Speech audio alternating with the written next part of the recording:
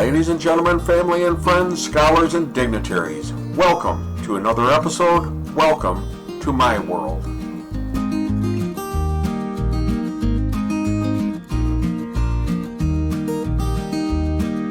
UFOs have been seen all over the world. There are many stories about them, stories of encounters and close encounters. The military has filmed them. People have said that they've had direct contact with beings from other planets. And there are bizarre stories like testimonies that aliens abducted people to perform physicals, including strange probes, that aliens were behind the numerous mysterious crop circles, that aliens have a base on the dark side of the moon, that aliens perform mutilations on cows out west, and that several races of aliens are already here on Earth, including the Nordics, who are tall, have blonde hair and blue eyes, and resemble humans so closely that they walk among us and can't be detected as extraterrestrial beings.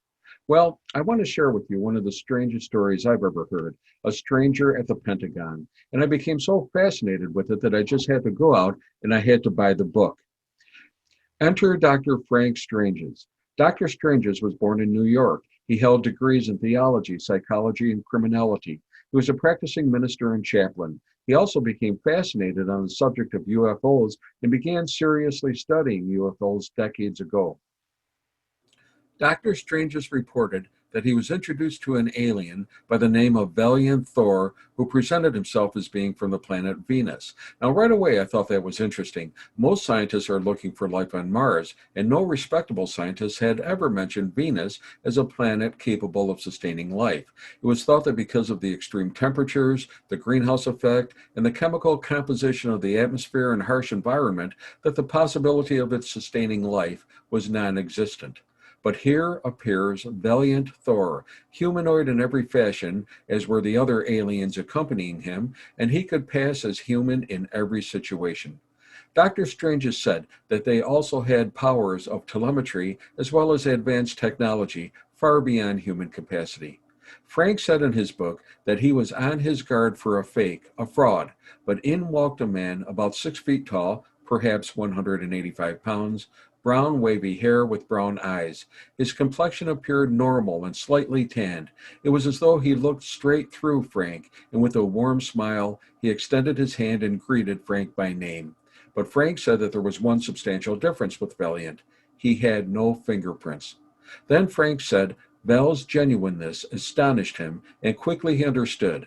Val told him that his purpose in coming to Earth was to help mankind return to the Lord. He spoke in positive terms, always warm and with a smile on his face. Val said that man was further away from God than ever before, but there was still a good chance for us if man just looked in the right place. He told Frank he had been here nearly 3 years and would depart to return to Venus in just a few months. Frank Stranges told the story of how the aliens landed about 14 miles south of the Pentagon and were met and picked up by the police on March 16, 1957. The alien was brought by the police to the Pentagon to meet with the Undersecretary of Defense, and there he asked to meet with the President. Then, after discussions, he was actually brought to the White House to meet with the President. At that time, it was President Dwight Eisenhower, and he also met with Vice President Richard Nixon. That first meeting lasted for nearly an hour, and then the alien, Valiant Thor, was brought back to the Pentagon where he spent the night. Valiant Thor had asked to meet with the President of the United States to discuss the problems of Earth and to offer advice and his counsel on how to deal with these problems and eliminate them. He was especially concerned that Earth had a military, warlike mentality, and if it continued to proceed in this manner, it could result in a catastrophic, self-destructive mode for the entire planet. His claim was that he was here for one reason only, to help Earth progress in a civilized, Gentile manner. Val offered his counsel to the President, and he also stated that many aliens currently live on Earth, as well as on many of the other planets throughout the universe. He spoke of the nature of God and the presence of Jesus Christ throughout the universe, and he offered to share his knowledge and wisdom and understanding with our governments in a manner that would sustain life and eliminate social, economic, and political problems and diseases and famine. He also said that groups from a distant planetary system would also be willing to come to Earth and give aid and technology to help the Earth progress towards overcoming these seemingly insurmountable problems. Valiant Thor was invited to stay on Earth and live at the Pentagon for 3 years until March 16, 1960, when he then embarked on his spaceship to return to his home planet, Venus. During these years, Dr. Strange had numerous contacts with Commander Thor and his crew and had learned much about and from him on the nature and the purpose of life. Of course, the Pentagon did not just assume all this was correct. For instance, they asked to test the material of his uniform. Val Thor agreed. The military attempted to penetrate the material with a diamond drill bit, but it snapped under pressure. They tried acid, but the acid rolled off the uniform and burned a hole in the floor. They fired a high-velocity rifle at the uniform, but it failed to pierce it. They tried a laser, but Val just looked at the laser amusingly, and it too failed to burn through the material. The final report to the president on the nature of his uniform read, physical appearance, soft, silver, and gold lustrous. Fabric, unknown. Weight, 6 ounces total, including boots. Cut, close fitting like a tunic, but no cuffs, no pockets, no buttons, no zippers, no clips or hooks. In other words, there was no way to detect how it could be put on or taken off. And the test found the material itself to be indestructible. But Valiant Thor's meetings with President Eisenhower did not result in any real action. The president, naturally, wanted to let the world know of Val's existence and the necessity of his plan to help save Earth. But the Secretary of Defense, the head of the Central Intelligence Agency, and the military chiefs of staff were totally opposed to this. The president even attempted to get a joint meeting before the United Nations, but this plan too was rejected. The leaders of the U.S. government warned against it. They were afraid that if people learned of the aliens and their plans, they would reject governments all over the world. It might cause insurrections, or even end up with countries trying to make Val the head of a one-world government. They argued that our way of life as we know it now will change dramatically and come to an end. Eisenhower even said that we are not ready to make such drastic changes. The corporations and factions, including the industrial military complex, will not yield their ways to the new proposals, even if the entire planet was to benefit.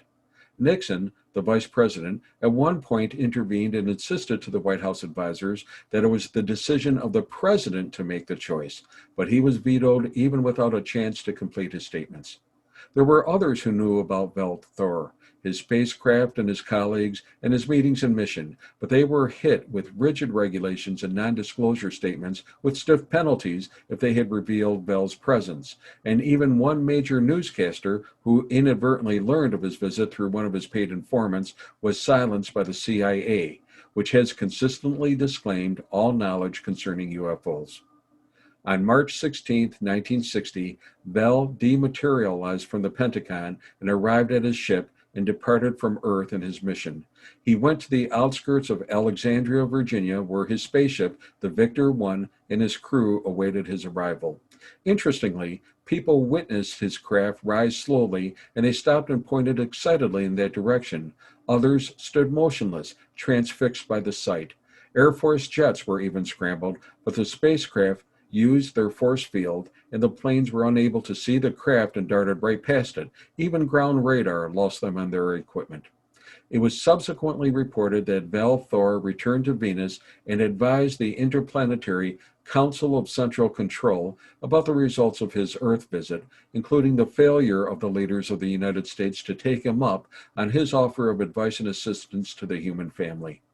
He was then given a new assignment, to return to Earth and to mingle with and become as Earth people, to work and help to strive for a world peace, to give them advice and guidance and knowledge, and to divulge their mission only when the time is right.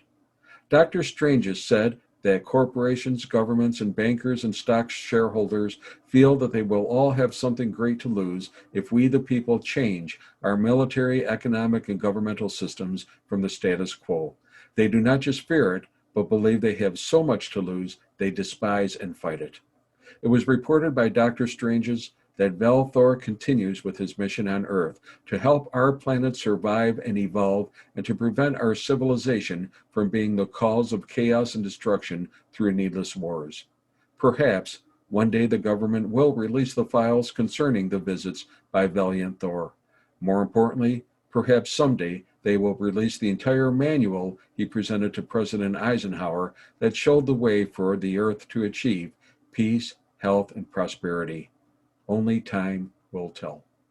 Hey, be safe, be well, and God bless.